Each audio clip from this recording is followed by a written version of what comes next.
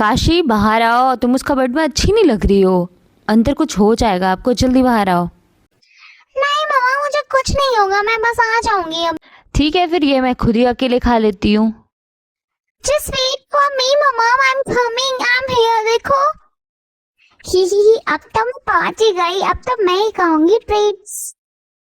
और देखो दोस्तों, जैसे इसको मैंने ट्रीट दिखाया और ये पहुंच गई, और ये रहा काशी का डिब्बा जिसमें कि बहुत सारे ट्रीट्स रखे रहते हैं। और ये देखो, इसके लिए ये दौड़ती हुई आई, पहले मेरी बात नहीं सुन रही थी ना।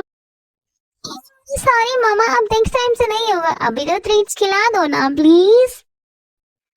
ठीक है, ये रहा तुम्हारा ट्रीट्स, खाओ। और अब मुझे परेशान मत करना बिल्कुल भी, ठीक है। ओके मम्मा, मैं परेशान तो नहीं करूंगी आपको, लेकिन आप मुझे थोड़ी ट्रीट्स और दे सकती हो क्या? क्योंकि ये ट्रीट्स ना बहुत ही टेस्टी होते हैं, तभी तो मैं इसके लिए भागते हुए आई।